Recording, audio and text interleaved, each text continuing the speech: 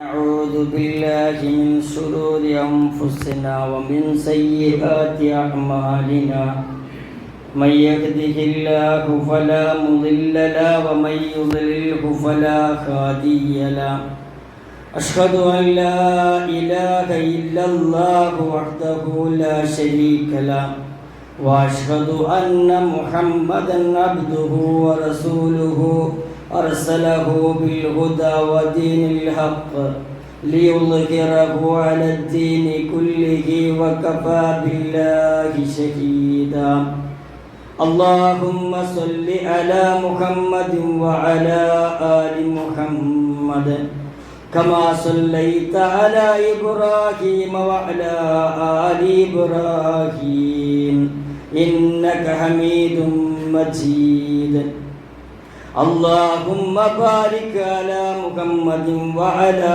آل محمد كما باركت على إبراهيم وعلى آل إبراهيم إنك حميد مجيد أما بعد فإن خير الكلام كلام الله وخير الهدي هدي محمد صلى الله عليه وسلم وشر الأمور محدثاتها وكل محدثة بدعة وكل بدعة ضلالة وكل ضلالة في النار إن أريد إلا الإصلاح ما استطعت وما توفيقي إلا بالله عليه توكلت وإليه أنيب رب اشرح لي صدري ويسر لي أمري واحلل عقدة من لساني يفقهوا قولي يا أيها الإخوان والأخوات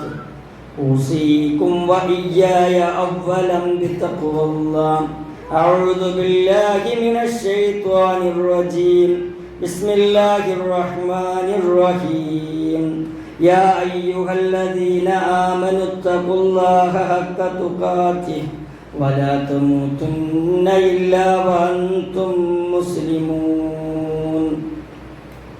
ഏറ്റവും സ്നേഹം നിറഞ്ഞ സത്യവിശ്വാസിനികളെ സഹോദരി സഹോദരന്മാർ, അല്ലാഹു റബ്ബുൽ ഇസ്സത്തിന്റെ വിധിവിലക്കുകൾക്കനുസരിച്ച് ജീവിതത്തെ ക്രമീകരിക്കണമേ എന്ന് ആദ്യമേ എന്നോടും തുടർന്ന് നിങ്ങളോടും ഉപദേശിക്കുകയാണ്, വസിയത്ത് ചെയ്യുകയാണ്.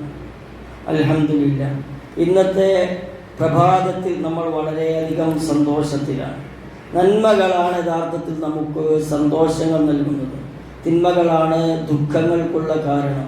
പുതിയ വസ്ത്രം ധരിച്ചതുകൊണ്ടോ പുതിയ വാച്ച് ധരിച്ചതുകൊണ്ടോ അല്ലെങ്കിൽ എന്തെന്തൊക്കെയോ കുളിച്ച് നേരത്തെ പള്ളിയിൽ വന്നതോ ഉള്ള സന്തോഷമല്ല യഥാർത്ഥത്തിൽ.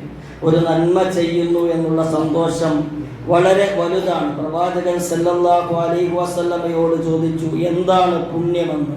റസൂലുള്ളാഹി സല്ലല്ലാഹു അലൈഹി വസല്ലം പറഞ്ഞ മറുപടി, അൽ ബിർറ മത്മഅന്ന ഫീ നഫ്സിക, നിന്റെ മനസ്സിന് സമാധാനം നൽകുന്ന പുണ്യപ്രവർത്തികളെല്ലാം അതൊക്കെ പുണ്യമാണ്. നന്മ എന്നത് മനസ്സിന് കുളിർമ നൽകും എന്ന വിശേഷണമാണ് നബിയുന മുഹമ്മദ് സല്ലല്ലാഹു അലൈഹി വസല്ലം നമ്മളെ പഠിപ്പിച്ചത്. ദുൽഹജ്ജിന്റെ ആദ്യത്തെ 10 പകലുകൾ അത് വളരെ പ്രധാനപ്പെട്ടതാണ്. ദുൽഹജ്ജ് 9 അറഫ നോമ്പ് കഴിഞ്ഞാണ് നമ്മളുള്ളത്. നമ്മൾ നമസ്കരിച്ച ജമാഅത്ത് നമസ്കാരങ്ങളും നമ്മൾ പങ്കെടുത്ത ജുമാഅയും ഒക്കെ ഇരട്ടി പ്രതിഫലം കിട്ടുന്ന കാര്യമാണ്. ആ പ്രതിഫലത്തിന്റെ തോതിനനുസരിച്ച് മനസ്സിലുണ്ടായ പ്രകാശത്തിന്റെ സമാധാനമാണ് നമ്മളിപ്പോൾ അനുഭവിച്ചു കൊണ്ടിരിക്കുന്നത്. നന്മ നെല്ലിക്കയെ പോലെയാണ്. ആദ്യം ത്യാഗത്തിന്റെ കയ്പുണ്ടാകും, പിന്നെ അഭിമാനത്തിന്റെ മധുരമായിരിക്കും അത് തരിക. ആ നന്മയുടെ ആ മധുരത്തിന് അനന്തമായ ടേസ്റ്റ് ഉണ്ട്, അത് അവസാനിക്കുന്നതല്ല. തിന്മയുടെ മധുരം വ്യാജമാണ്, അത് ആ സമയത്ത് മാത്രം ലഭിക്കുന്നതാണ് തിന്മയുടെ മധുരം. അത് കഴിഞ്ഞാൽ പിന്നെ കഴിച്ചിട്ട് അത് ഇറക്കാൻ പറ്റാത്ത അവസ്ഥയുണ്ടായിരിക്കും. വൽ ഇത്മ, പാപമെന്നത് മനസ്സിന് ചൊറിച്ചിലുണ്ടാക്കുന്നത്, ജനങ്ങൾ കാണുന്നത് വെറുക്കുന്നത്, അതാണ് പാപം. അങ്ങനെയുള്ള മുഴുവൻ പാപങ്ങളും ജീവിതത്തിൽ നിന്നും മാറ്റിവെക്കാൻ സാധിക്കണം. നന്മയുടെ മാതൃകയായിരുന്നു ഇബ്രാഹിം അലൈഹിസ്സലാം. ആ ഇബ്രാഹിം അലൈഹിസ്സലാമിന്റെ മഹത്തായ ഓർമ്മക്ക് മുന്നിലാണ് നമ്മൾ ഈദുൽ അദ്ഹ ആഘോഷിക്കുന്നത്. പരമസത്യവാനും അള്ളാഹുവിന്റെ ഉറ്റ കൂട്ടുകാരനും റജുമാനസ്കനും പ്രവാചകന്മാരുടെ പിതാവുമായിരുന്നു ഇബ്രാഹിം അലൈഹിസ്സലാം. ചരിത്രത്തിന്റെ പ്രയാണത്തിൽ ഇബ്രാഹിം അലൈഹിസ്സലാമിന് കുറേയധികം പറയാനുണ്ട്.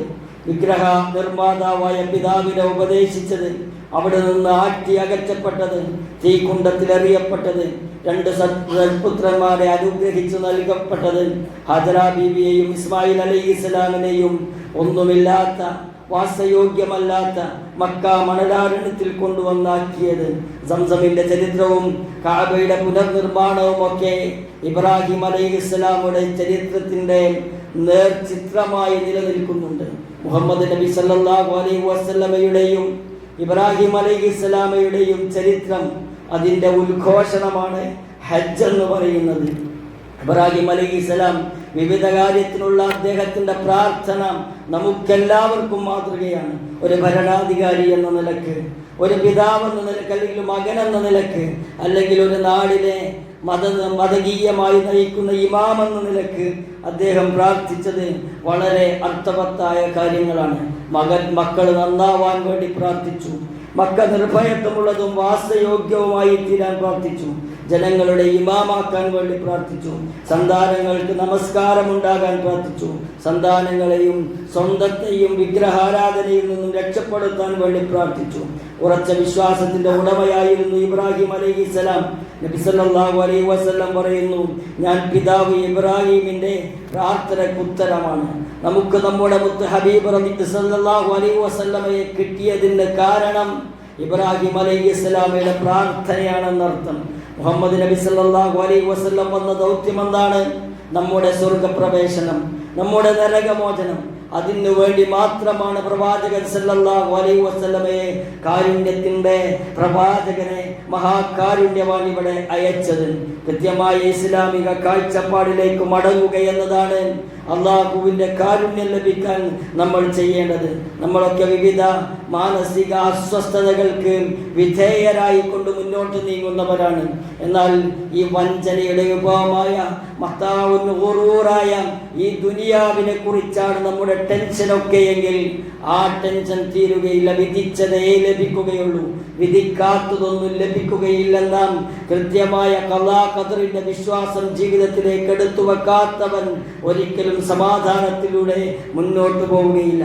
കടൽ വെള്ളത്തിൽ വിരൽ മുക്കിയാൽ വിരൽ തുമ്പത്ത് വെള്ളം എത്രയാണ്, കടലിലെ വെള്ളം എത്രയാണ്. ഈ രണ്ടും തമ്മിലുള്ള വ്യത്യാസമുണ്ട്. ഇഹത്തിലെയും പരത്തിലെയുമുള്ള ജീവിത ദൈർഘ്യത്തിനെന്ന് നമുക്ക് മനസ്സിലാക്കണം. ഇവിടെയുള്ളതിൻ്റെ എത്രയോ ഇരട്ടി ഇരട്ടി ഇരട്ടി ജീവിതമാണ് പരലോകത്തുള്ളത്. പരലോകത്തെ മഴീശത്ത് വിശാലമാകണം, അവിടെ സ്വർഗം ലഭിക്കണം, അവിടെ നരകശിക്ഷയിൽ നിന്ന് രക്ഷപ്പെടണം. അതാണ് ഒരു മുസ്ലിമിന്റെ ആത്യന്തികമായ ലക്ഷ്യം. ഈ ദുനിയാവിനെ എങ്ങനെ കാണണമെന്ന് നബിയുനാ മുഹമ്മദ് സല്ലല്ലാഹു അലൈഹി വസല്ലം നമ്മളെ പഠിപ്പിച്ചിട്ടുണ്ട്. കുൻ ഫിദ് ദുനിയാ കഅന്നക ഗരീബ് ഔ ഗാബിറ സബീൽ. താൽക്കാലികമായി താമസിക്കുന്ന ഒരു വഴിയാത്രക്കാരനെ പോലെയോ അല്ലെങ്കിൽ ഒരു അപരിചിതരെ പോലെയുള്ള നിലപാടാണ് ജീവിത വിഭവങ്ങളോടും നമ്മുടെ ശരീരത്തോടും നമ്മുടെ കുടുംബത്തോടും ഒക്കെ എടുക്കേണ്ടത്.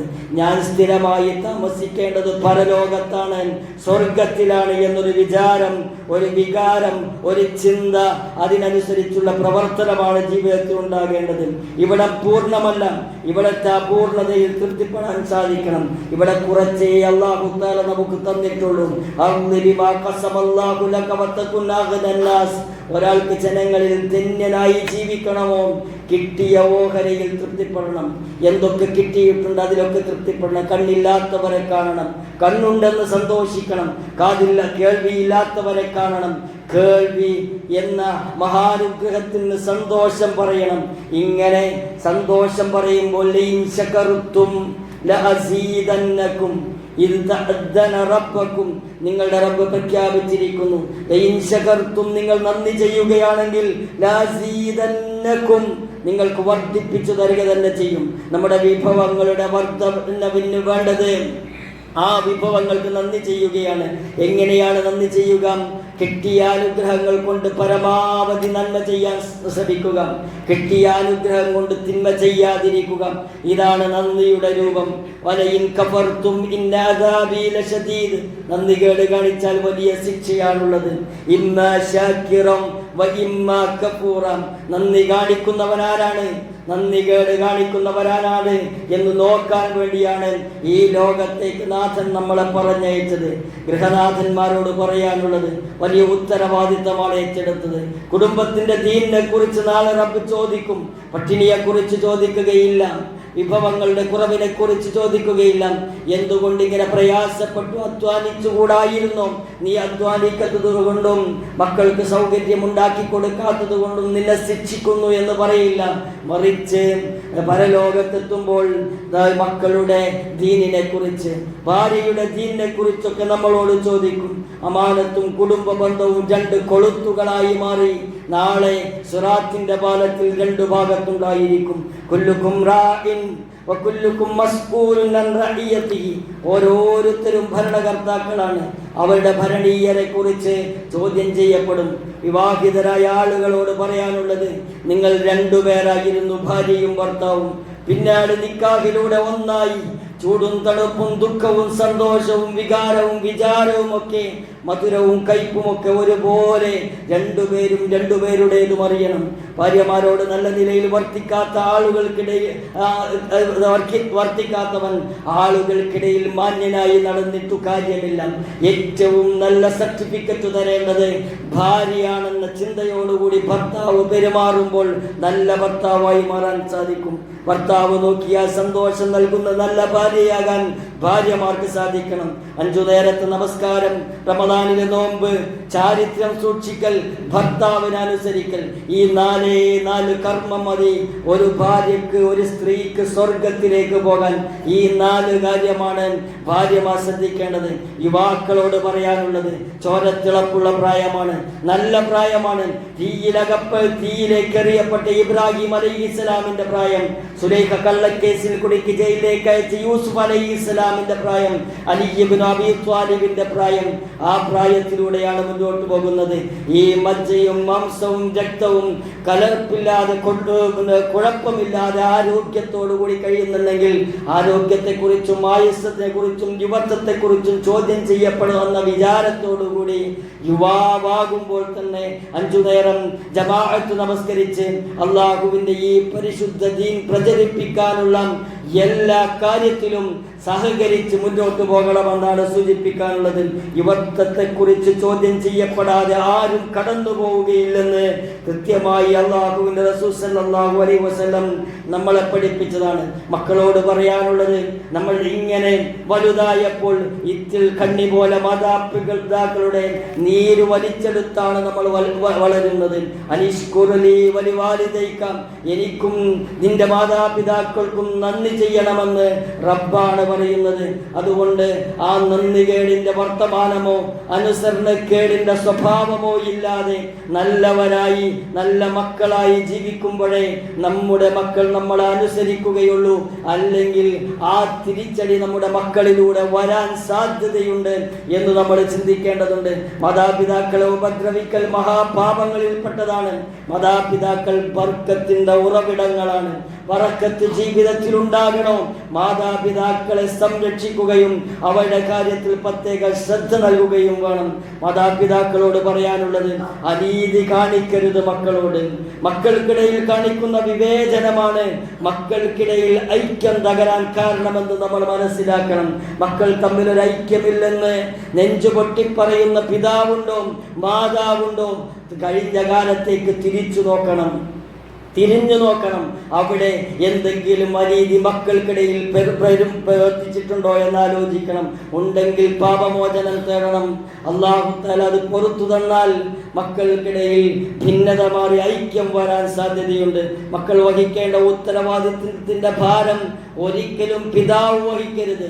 അവർ ഒരു കാലഘട്ടം വരെ നോക്കി വളർത്തുന്നുണ്ടെങ്കിലും ആ സമയത്ത് വീട്ടു ജോലികളിൽ അവർ ഇടപെടണം. നമ്മുടെ വരുമാനത്തിന്റെ മാർഗത്തിൽ അവർക്ക് ഇടപെടാൻ കഴിയുമെങ്കിൽ അവർ ഇടപെടണം. അവരുടെ കാര്യങ്ങൾ അവർ ശ്രദ്ധിക്കണം. അങ്ങനെ മുന്നോട്ട് പോകുമ്പോഴേ അവർക്ക് ഉത്തരവാദിത്തം ഉണ്ടാവുകയുള്ളൂ. നമ്മൾ ഒരാത്മാവ് പേറിയ ശരീരം മാത്രമാണ്. ആത്മാവിനെയാണ് ശുദ്ധീകരിക്കേണ്ടത്. ഖദ് അഫ്ലഹ മൻ സക്കാഹ വഖദ് ഖാബ മൻ ദസ്സാഹ. ആരെങ്കിലും ആത്മാവിനെ പരിശുദ്ധപ്പെടുത്തിയാൽ അവൻ വിജയിച്ചു. വഖദ് ഖാബ മൻ ദസ്സാഹ, അതിനെ മലിനപ്പെടുത്തിയവൻ പരാജയപ്പെട്ടു. ആത്മാവിനെ പരിശുദ്ധപ്പെടുത്തുകയാണ് ഈ ലോകത്തെ ഏറ്റവും നല്ല പ്രവൃത്തി. നമ്മൾ ഏതിലാണ് ഉണ്ടായിരിക്കുക? ഖൽബുൻ സലീമിലുണ്ടാകുമോ? ഖൽബുൻ ഖബീദിലുണ്ടാകുമോ? ചീത്ത ആത്മാവിനെ കൊണ്ടുപോകുന്ന മലക്കാണോ? നല്ല ആത്മാവിനെ കൊണ്ടുപോകുന്ന മലക്കാണോ വരിക? മരണം സത്യമാണെന്ന് ഓർക്കണം. അതിന് സമയമില്ല, അതിന് കാലമില്ല, അതിന് സ്ഥലമില്ല, അതിന് ആരോഗ്യാവസ്ഥകൾ അതിനെ ബാധിക്കുകയില്ല. ഹത്താ ഇദാ ജാഅ അഹദുകുമുൽ മൗത്ത് ഖാല റബ്ബിർജിഊൻ. അങ്ങനെ അവരിൽ ഒരാൾക്ക് മരണം വന്നെത്തുമ്പോൾ അവൻ പറയും, എന്റെ രക്ഷിതാവേ, എന്നെ ജീവിതത്തിലേക്ക് തിരിച്ചയക്കണമേ. എന്തിനാ ജീവിതത്തിലേക്ക് തിരിച്ചയക്കുന്നത്? ലഅല്ലി അഅമലു സ്വാലിഹൻ ഫീമാ തറക്തു. ഞാൻ ഉപേക്ഷ വരുത്തിയിട്ടുള്ള കാര്യത്തിൽ എനിക്ക് നല്ല നിലയിൽ പ്രവർത്തിക്കാൻ കഴിയത്തക്ക വിധത്തിൽ തിരിച്ചയക്കണമേ. ഇത് പ്രവർത്തനത്തിന്റെ ലോകമാണ്. നാളെയാണ് പരലോകം, നാളെയാണ് ഹിസാബിന്റെ ലോകം. അവിടെയാണ് വിചാരണയുള്ളത്. അവിടെ പ്രവർത്തിക്കാൻ സാധിക്കുകയില്ല, അവിടെ നന്മ ചെയ്യാൻ സാധിക്കുകയില്ല. നന്മയും തിന്മയും മുഴുവൻ ഇവിടെയാണ്. അതുകൊണ്ട് കൃത്യമായി നന്മയിലൂടെ ചരിക്കാനും തിന്മ ഒന്നാണെങ്കിലും അതുകൂടി ജീവിതത്തിൽ നിന്ന് എടുത്തു കളയാൻ സാധിക്കണം. നമ്മൾ 4 സാക്ഷികൾക്ക് മുമ്പിലാണ് ജീവിക്കുന്നത്. അള്ളാഹു സാക്ഷിയാണ് നമ്മുടെ പ്രവർത്തനങ്ങൾക്കും ജീവിതത്തിനും. മലക്ക് സാക്ഷിയാണ്, രേഖപ്പെടുത്തുന്ന മലക്ക്. ഈ ചുറ്റുപാട് നാളെ നമുക്ക് അനുകൂലമായോ എതിരായോ സാക്ഷി പറയും.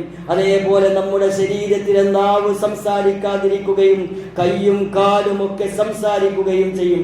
ഓരോ കാര്യവും രേഖയിൽ സൂക്ഷിക്കുന്നുണ്ട്, ഫയലിലാക്കുന്നുണ്ട്. ഓരോന്നിന്റെ മുകളിലും ഓരോ ചോദ്യം നമ്മോടുണ്ടായിരിക്കുമെന്ന വിശ്വാസത്തോടുകൂടി ജീവിക്കണം. കിതാബ് ഫതറൽ മുജ്രിമീന മുശ്ഫിഖീന മിമ്മാ ഫീഹി യഖൂലൂൻ യാ വൈലതനാ മാ ലിഹാദൽ കിതാബ് ലാ യുഗാദിറു സഗീറതൻ വലാ കബീറൻ ഇല്ലാ ഹുസ്വാഹം. കർമ്മങ്ങളുടെ രേഖ വെക്കപ്പെടും. അപ്പോൾ കുറ്റവാളികൾ അതിനുള്ളതിനെപ്പറ്റി ഭയക്കുന്നവരായിരിക്കും. അവർ പറയും, ഓ ഞങ്ങളുടെ നാശം ഇതെന്തു രേഖയാണ്? ഇതിൽ വലുതും ചെറുതുമൊന്നും രേഖപ്പെടുത്താതെ വിട്ടുകളയുന്നില്ലല്ലോ. മീസാനുണ്ട്, നാളെ പരലോകത്ത് കർമ്മങ്ങൾ തൂക്കപ്പെടുന്ന തുലാസുണ്ട്. ആകാശത്തെ അവൻ ഉയർത്തുകയും എല്ലാ കാര്യവും തൂക്കിക്കണക്കാക്കുന്ന തുലാസ് സ്ഥാപിക്കുകയും ചെയ്യും. നരകത്തിലേക്ക് ആവതിക്കുന്ന ആളുകളെ കുറിച്ച് പറയുകയാണ്.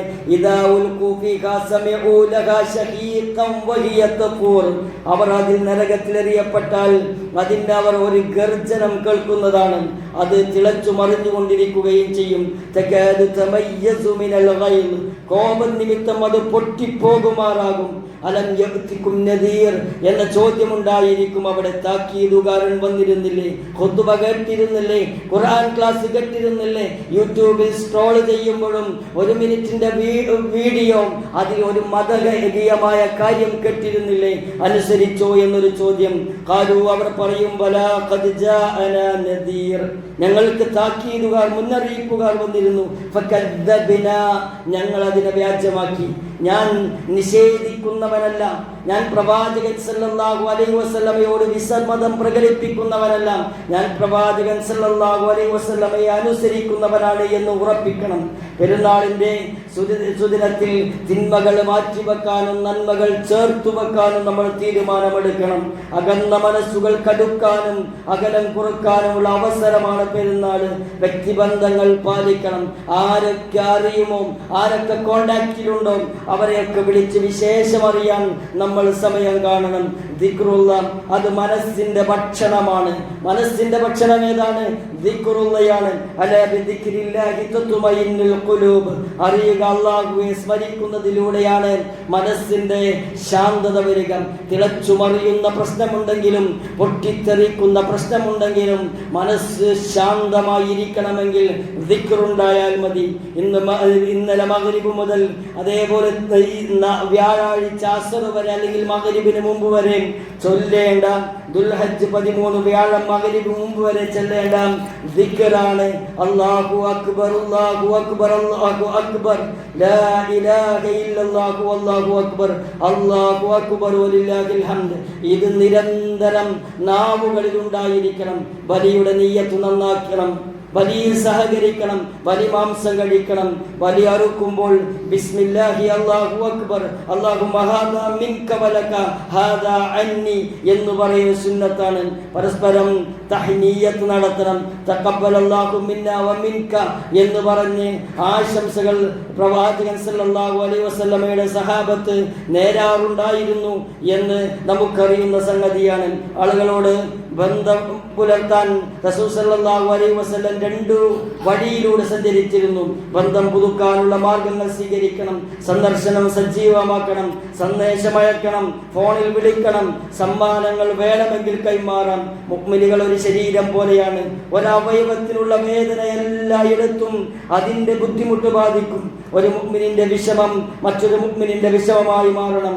ഒരു മുഅ്മിനിന്റെ സന്തോഷം മറ്റൊരു മുഅ്മിനിന്റെ സന്തോഷമാവണം. നന്മയും തിന്മയും വരുമ്പോൾ അതിൽ പതറാതെ നിലപാടെടുക്കാൻ, നന്മയിൽ ഉറച്ചു നിൽക്കാനും തിന്മയെ പറിച്ചറിയാനും നമുക്ക് സാധിക്കണം. മുഅ്മിനിന് എല്ലാം ഗുണകരമാണ്. അജബൻ ലിഅംരിൽ മുഅ്മിൻ ഇദാ അസാബതുഹു സർറാ അശകറ. ഒരു മുഅ്മിന് ഒരു സന്തോഷം വന്നാൽ അവൻ അൽഹംദുലില്ലാ പറയും, അൽഹംദുലില്ലാ പറയും. അവന് ശുക്ർ ചെയ്യും. അവന് കിട്ടിയത് കൊണ്ട് അനുഗ്രഹത്തെ നന്മക്ക് ഉപയോഗിക്കും, തിന്മക്ക് ഉപയോഗിക്കില്ല. വഇൻ അസാബതുഹു അവന്റെ ബുദ്ധിമുട്ടും പ്രയാസവും വന്നാൽ അവൻ അവളെ നല്ല നിലക്ക് ക്ഷമിക്കുകയും തവക്കുലോടെ ജീവിക്കുകയും ചെയ്യും. ഇങ്ങനെ ശരിയായ മുഅ്മിനീകളായി അല്ലാഹു അക്ബറിന്റെ സന്ദേശം ഉൾക്കൊണ്ട്, ഈദുൽ അദ്ഹയുടെ സന്ദേശം ഉൾക്കൊണ്ട് നബി സല്ലല്ലാഹു അലൈഹി വസല്ലമയെ അനുസരിച്ച് അനുധാവനം ചെയ്ത് അനുകരിച്ച് ജീവിക്കാൻ നമുക്ക് സാധിക്കണം. അത്തരം മുഅ്മിനീങ്ങളിൽ അല്ലാഹു തആല നമ്മളെ ഓരോരുത്തരെയും ഉൾപ്പെടുത്തുമാറാകട്ടെ.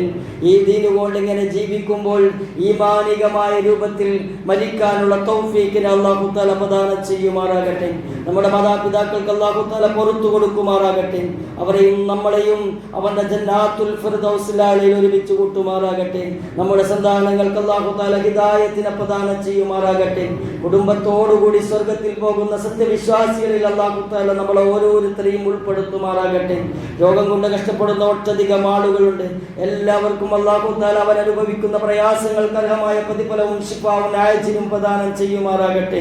നമ്മിൽ നിന്നും മരിച്ചുപോയവർ അവരുടെ ഖബർ വിശാലമാക്കി അവരെയും നമ്മളെയും അവന്റെ ജന്നാത്തുൽ ഫിർദൗസിൽ ഒരുമിച്ച് കൂട്ടുമാറാകട്ടെ. റബ്ബനാ തഖബ്ബൽ മിന്നാ ഇന്നക അൻതസ് സമീഉൽ അലീം വതുബ് അലൈനാ ഇന്നക അൻതത് തവ്വാബുർ റഹീം واغفر لنا يا غافر المذنبين. ربنا آتنا في الدنيا حسنة وفي الآخرة حسنة وقنا عذاب النار. والحمد لله رب العالمين. اللهم صل على محمد.